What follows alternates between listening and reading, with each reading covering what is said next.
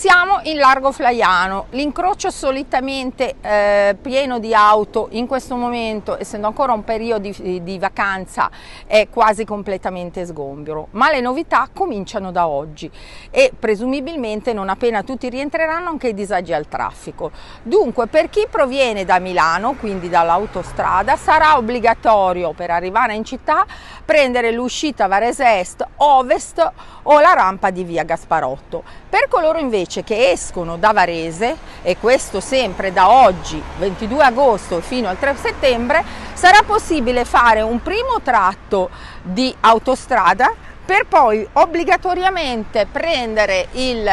tratto che porta giù verso la bretella di Viale Europa, e questo per consentire i lavori al sottopasso e anche alle condotte fognarie come previsto dal piano per la riorganizzazione dell'ingresso e dall'uscita di Varese.